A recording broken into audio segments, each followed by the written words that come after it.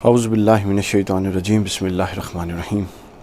خواتین و حضرات، کافی ٹائم سے کچھ لوگوں نے مجھے ایک ویڈیو بھیجی ہوئی تھی جو مفتی عتیق الرحمن علوی صاحب کی طرف سے اپلوڈ کی گئی تھی، جس میں حضرت عمار بن یاسر رضی اللہ تعالیٰ عنہ ان کی شہادت کا واقعہ جو احادیث میں موجود ہے، صحیح بخاری میں اور اس کے علاوہ مسند احمد بن حنبل میں بہت ساری احادیث کے کتب میں موجود ہے کہ حضور نبی اکرم صلی اللہ علیہ وآلہ وسلم نے فرما دیا تھا حضرت عمار بن یاسر سے متعلق کہ ان کو ایک باغی گروہ قتل کرے گا۔ وہ پوری مفصل حدیث ہے، وہ سب جانتے ہیں۔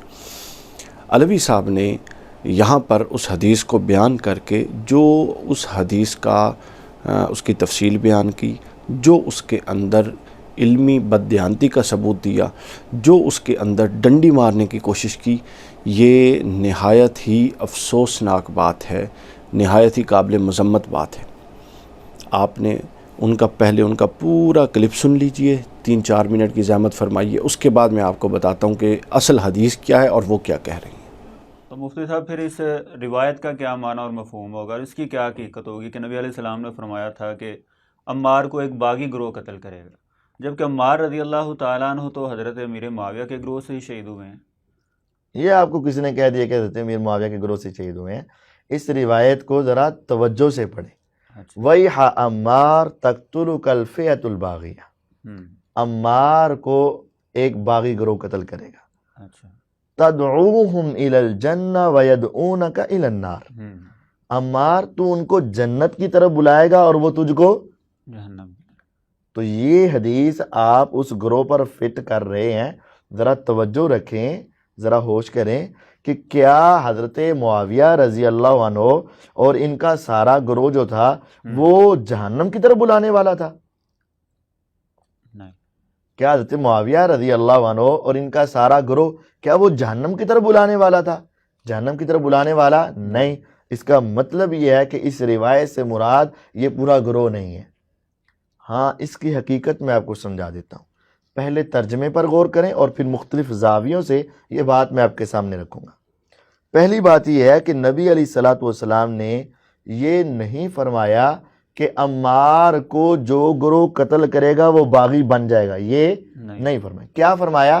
جو باغی ہوگا وہ قتل کرے گا۔ ٹھیک ہے، ان دونوں باتوں میں فرق ہے۔ یعنی باغی پہلے گئے تھے، پہلے باغی ہوگا، بعد میں قاتل ہوگا۔ یہ حدیث ہے، یہ حدیث میں ہے کہ وَيْحَ عمار تَقْتُلُكَ الْفِئَةُ الْبَاغِيَةُ یا تَقْتُلُهُ الْفِئَةُ الْبَاغِيَةُ، دونوں طرح کے الفاظ ہیں کہ عمار کو ایک باغی گروہ قتل کرے گا، جو پہلے باغی ہوگا اور بعد میں وہ قاتل ہوگا۔ اب پہلے باغی کی تلاش کریں۔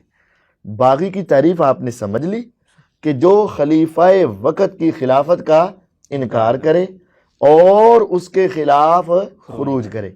اب خلیفہ وقت کی خلافت کا انکار کس نے کیا اور خروج کس نے کیا، وہ آپ کو یاد ہونا چاہیے، مالک اشتر نخعی، عبداللہ بن سبا یہودی منافق، اور ان کے رفقا نے ایک خلیفہ وقت حضرت عثمان رضی اللہ عنہ کی خلافت کا انکار کیا۔ عبداللہ بن سبا تو بعد میں نہیں آیا حضرت عثمان کے؟ حضرت عثمان کے بعد کب آیا؟ مرزا صاحب اکثر بتاتے ہوتے ہیں کہ اصل میں جی مرزا صاحب نے ہر الٹا کام کرنا ثواب سمجھا ہوا ہے۔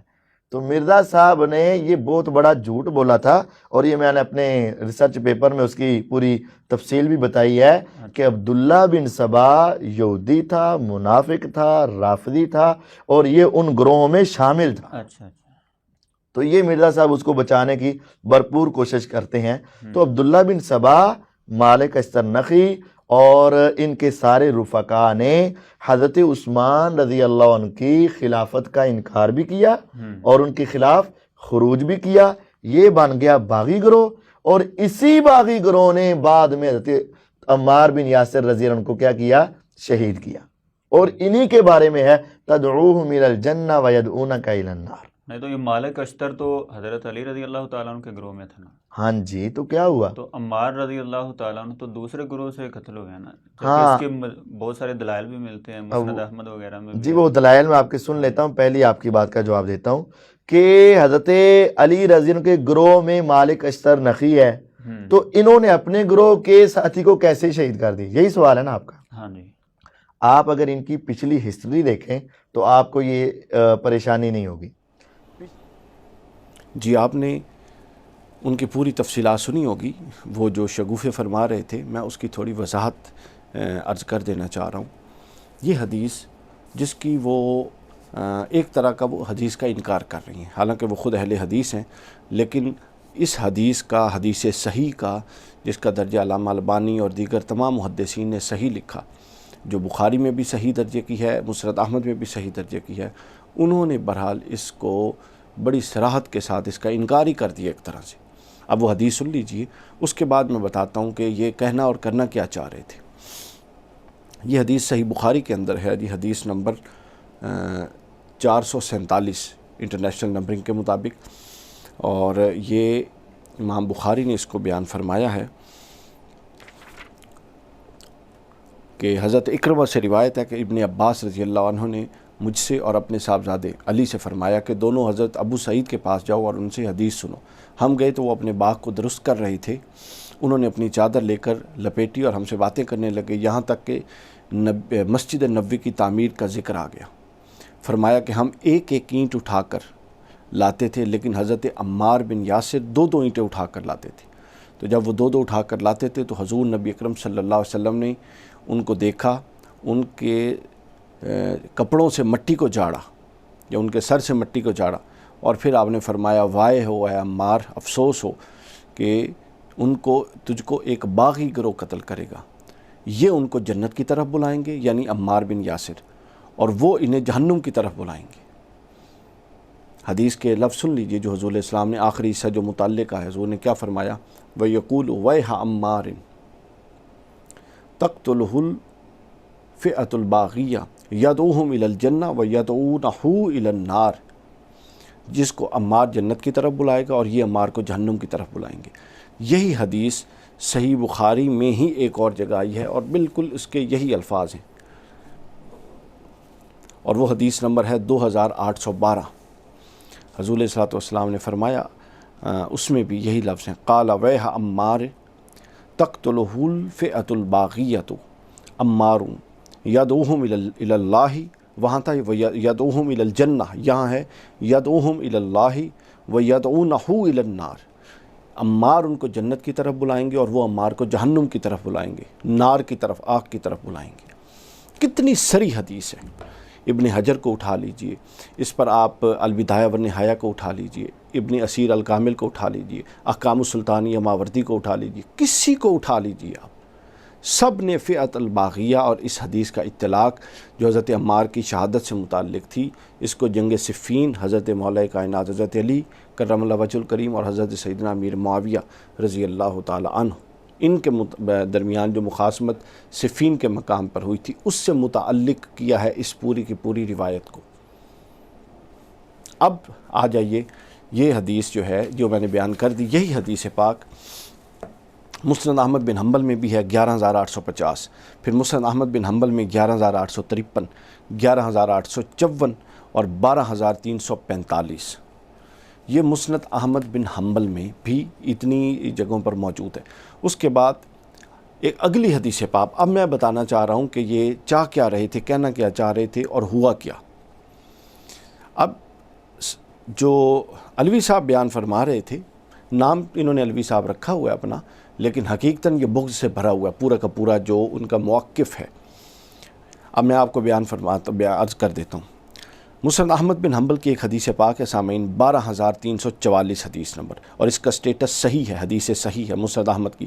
محمد بن عمارہ سے روایت ہے، کہتے ہیں کہ میرے دادا یعنی ان کے دادا سیدنا خزیمہ بن ثابت رضی اللہ عنہ نے جنگ جمل کے دن اپنا اسلحہ روک کے رکھا، اسلحہ نہیں اٹھایا. یہ بڑی سگنیفیکنٹ بات ہے جو میں عرض کرنے لگا ہوں، یہ اس پورے موقف کو سمجھنے میں مددگار ہوگی، اور یہ حدیث صحیح ہے. کہتے ہیں کہ میرے دادا نے جنگ جمل میں، چونکہ وہ حضرت علی کے مخالف سمت سے تھے، جناب سیدہ ام المؤمنین عائشہ صدیقہ رضی اللہ تعالی عنہا کی طرف سے تھی، تو وہ کہتے ہیں کہ جنگ جمل میں انہوں نے اپنا اسلحہ روک کے رکھا، اور جنگ صفین میں بھی وہ آئے، لیکن وہ حضرت امیر معاویہ کی طرف سے تھے، حضرت علی کے مخالف سمت سے۔ لیکن وہ کہتے ہیں کہ اس وقت تک انہوں نے اسلحہ پھر بھی روک کے رکھا جب تک کہ حضرت عمار بن یاسر شہید نہیں ہو گئے۔ حضرت عمار بن یاسر کے شہید ہونے کے بعد انہوں نے تلوار نکالی اور اس کے بعد پھر انہوں نے جنگ میں حصہ لیا۔ ان سے جب پوچھا گیا کہ آپ نے یہ کیوں کیا، انہوں نے کہا میں نے رسول اللہ سے یہ سنا ہوا تھا صلی اللہ علیہ وسلم سے کہ عمار کو ایک باغی گروہ شہید کرے گا، لہٰذا میں اس تعین میں کہ کہیں میں وہ تو نہیں اور میں ان میں شامل تو نہیں، جب تک عمار بن یاسر حیات تھے، زندہ تھے، میں نے تلوار نہیں اٹھائی۔ یہ احتیاط اور محتاط تھے صحابہ کرام، آپ اندازہ کر لیجیے۔ یعنی یہ حضرت عمار بن یاسر سے متعلق اتنی سگنیفیکنٹ اور اتنی مطلب کلیریفیکیشن کے ساتھ حضور علیہ الصلوۃ والسلام نے وضاحت اور صراحت فرما دی تھی۔ اس کے بعد آگے چلیے، آگے حدیث پاک ہے مسند احمد کی حدیث نمبر 11818۔ یہ حضرت حنظلہ بن خویلد عنبری سے روایت ہے۔ وہ کہتے ہیں کہ میں سیدنا معاویہ رضی اللہ عنہ کے ہاں حاضر تھا کہ دو آدمیوں نے آ کر حضرت عمار کے سر کے بارے میں جھگڑنا شروع کر دیا، اور ہر ایک کا دعویٰ یہ تھا، وہ کہتے تھے کہ حضرت عمار کو میں نے شہید کیا، دوسرا کہتا تھا میں نے شہید کیا۔ سیدنا عبداللہ بن عمر رضی اللہ عنہ نے کہا کہ تم میں سے ہر ایک اپنا کارنامے پر اپنا دل خوش کر لے، اور پھر فرمایا کہ میں نے تو رسول اللہ سے یہ کہتے ہوئے سنا ہے کہ عمار کو باغی گروہ قتل کرے گا۔ ان سے یہ حدیث سن کر حضرت معاویہ نے کہا کہ اگر یہ بات درست ہے تو پھر آپ ہمارا ساتھ کیوں دے رہی ہیں؟ آگے پھر اور تفصیلات ہیں۔ تو انہوں نے کہا کہ میں اس لیے دے رہا ہوں کہ میرے والد نے مجھے یہ کہا تھا، حضور علیہ الصلوۃ والسلام نے مجھے یہ فرمایا تھا کہ اپنے والد کی اطاعت کرنا، کیونکہ والد کی اطاعت ظاہر ہے لازم بات ہے، تو والد چونکہ یہاں ہیں تو میں ان کی مطابعت میں یہاں ہوں۔ انہوں نے آگے سے یہ جواز پیش کیا بہرحال۔ تو حضرت حنظلہ نے یہ وضاحت کر دی، حضرت حنظلہ بن خویلد نے روایت سے، اور یہ حدیث بھی مسند احمد بن حنبل کی حدیث سے صحیح ہے اور 11808 ہے کہ دو شخص نے جب آ کے انعام کی لالچ میں، ظاہر ہے انعام کی لالچ میں جب حضرت معاویہ کے سامنے کہا، ایک کہتا تھا میں نے قتل کیا، دوسرا کہتا تھا عمار بن یاسر کو میں نے قتل کیا، تو ایک تیسرے شخص جو کھڑے تھے انہوں نے بتایا کہ تم اپنے انعامات لے لو اور اپنے دل راضی کر لو، جبکہ میں نے رسول اللہ سے یہ سنا ہوا ہے کہ عمار کو باغی گروہ قتل کرے گا۔ یعنی اب احادیث صحیحہ سے اس میں کوئی شک ہی نہیں رہا کہ کون تھا قتل کرنے والا حضرت عمار بن یاسر کو، اور اس سے باغی گروہ سے مراد کیا تھی۔ احادیث صحیحہ ہیں، اس میں کوئی ابھی تک کوئی تعبیر یا کسی کی کوئی قول یا کسی امام اور محدث کی تشریح نہیں داخل ہوئی۔ اس کے بعد آگے چلیے، مسند احمد بن حنبل ہی کی ایک حدیث، اور حدیث صحیح ہے یہ بھی، اور یہ 12347 نمبر حدیث ہے۔ اس حدیث کے راوی ہیں محمد بن عمر بن حزم۔ وہ کہتے ہیں کہ جب سیدنا عمار بن یاسر شہید ہو گئے تو یہ سارا معاملہ ہوا، اس کے بعد کچھ لوگ آئے اور انہوں نے آ کے کہا کہ ہم نے شہید کیا ہے۔ حضرت عمار کی شہادت کی خبر ہوئی، جب کہ تو رسول اللہ صلی اللہ علیہ وسلم کا یہ قول بیان کیا گیا کہ حضرت عمار کو تو ایک باغی گروہ قتل کرے گا، پھر انا للہ و انا الیہ راجعون پڑھا گیا۔ جب یہ خبر حضرت امیر معاویہ رضی اللہ تعالیٰ عنہ کے پاس پہنچی تو انہوں نے جو بیان کرنے والے تھے ان کی یہ بات بیان کرنے کے بعد، سننے کے بعد کہا کہ اگر عمار شہید ہو گئے ہیں تو پھر کیا ہوا؟ تو سیدنا عمر رضی اللہ تعالیٰ عنہ نے کہا کہ میں نے رسول اللہ سے سنا تھا کہ عمار کو باغی گروہ شہید کرے گا۔ تو انہوں نے کہا کہ تو اپنے پیشاب سے پھنسلے، کیا ہم نے عمار کو قتل کیا ہے؟ یا حضرت معاویہ نے ایک استدلال پیش کیا جو کہ درست نہیں تھا ظاہر ہے۔ انہوں نے کہا کہ اس کو تو علی نے قتل کروایا ہے، چونکہ وہ اس کو یہاں پر لے کر آیا تھا، تو جس گروہ کے ساتھ یہ آیا تھا وہ اس کے قتل کے ذمہ دار ہیں۔ تو اگر یہ استدلال درست مان لیا جائے تو معاذ اللہ استغفر اللہ، جتنے صحابہ کرام شہید ہوئے جنگوں میں، تو وہ تو پھر کوئی یہ کہہ سکتا ہے کہ حضور علیہ السلام معاذ اللہ ان کو شہید کرانے کے ذمہ دار ہیں، وہ ان کو لے کر آئے تھے، تو یہ بالکل عقل کے اور اس کے خلاف تھا یہ بات۔ تو خیر یہ بات ہوئی، اس کے بعد آگے کیا ہوا؟ پھر آگے سنیے، آگے پھر یہ ہوا کہ پھر ایک اور حدیث پاک صحیح مسند احمد ہی کی حدیث صحیح ہے 12347 نمبر حدیث، اس میں پھر حضرت عاص عمر بن عاص سے یہی پورا سلسلہ روایت پوری یہی جو میں نے پہلے بیان کر دی۔ جب ان کے سامنے ذکر ہوا عمار بن یاسر شہید ہو گئے ہیں تو حضرت معاویہ رضی اللہ تعالیٰ عنہ نے فرمایا کہ اگر شہید ہو گئے ہیں تو کیا ہوا؟ تو انہوں نے پھر وہ حدیث سنائی کہ ہم نے تو رسول اللہ سے یہ سنا تھا۔ تو حضرت معاویہ نے پھر وہی دوبارہ بات فرمائی، آپ نے فرمایا کہ تم اپنے پیشاب سے پھسلو، ہم نے ان کو قتل کیا ہے، اسے تو علی نے قتل کیا ہے اور علی کے ساتھیوں نے مروایا، کیونکہ وہ لوگ اسے لے کر آئے اور ہمارے نیزوں اور تلواروں کے درمیان کھڑا کر دیا۔ یہ استدلال انہوں نے بیان کیا۔ اس پر زیادہ بات کرنے کی ضرورت نہیں ہے، یہ واضح ہے یہ سارے کی ساری چیز، اور یہ بھی واضح ہو گیا کہ یہ حدیث تھی، احادیث صحیحہ میں ہے، حضرت عمار بن یاسر کی شہادت سے متعلق ہے، حضرت معاویہ رضی اللہ تعالیٰ عنہ کے گروہ سے یہ معاملہ ہوا، اور ان کو تمام پھر ائمہ محدثین فقہاء نے فئۃ الباغیہ کے تحت اس کو لیا۔ یہ ہے پورا کا پورا معاملہ۔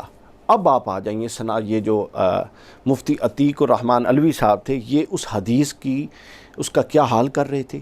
یہ اہل حدیث ہیں، حالانکہ خود کو اہل حدیث کہتے ہیں، اور ان کا سب سے زیادہ اعتراض دوسرے لوگوں پر یہ ہوتا ہے کہ لوگ حدیث کے پیروکار نہیں ہیں۔ اللہ کے بندے، آپ جو حدیث کا حال کر رہے ہو، کیا آپ اجازت دیتے ہو کہ ہر کوئی اس طرح سے حدیث کے اندر مطلب وضع کر کے چیزوں کو ڈالے؟ یعنی اصل چیز جو کئی تفصیلی مفصل اور احادیث صحیحہ سے ثابت ہے، اس کو آپ ایک ایسے من گھڑت قصے کے ساتھ جوڑ کے اس کی حقانیت کا انکار کر رہے ہو۔ یعنی آپ اصل منکر حدیث ہیں۔ افتؤمنون ببعض الکتاب وتکفرون ببعض کا آپ پر اطلاق ہوتا ہے کہ جو اچھی اچھی چیزیں آپ کے اس طے شدہ موروثی تصورات کے مطابق ہیں وہ آپ لے لیں، اور جو اس طے شدہ موروثی تصورات سے ٹکراتی ہیں وہ حدیث صحیحہ بھی ہوں تو آپ اٹھا کے دیوار پہ مار دیتے ہیں۔ بخاری اور مسلم آپ لوگوں نے رکھی ہوئی ہے صرف رفع یدین کے معاملوں کو لینے کے لیے، صرف غسل کے معاملوں کو لینے کے لیے، اور پیشاب بیٹھ کے کرنا یا کھڑے ہو کے کرنا اس معاملوں کو لینے کے لیے۔ یہاں سے آپ کو یہ معاملات ہضم نہیں ہوں گے۔ یہ منافقت ہے، اعلیٰ درجے کی منافقت ہے، یہ بغض ہے، اور یہ ایک بہت بڑی حقیقت جو ثابتہ ہے، اس میں کوئی ایسی بات دو رائے نہیں ہے۔ تو آپ بڑے اٹھ پڑے ہیں اس کو جناب اس پر پردہ داری کرنے والے۔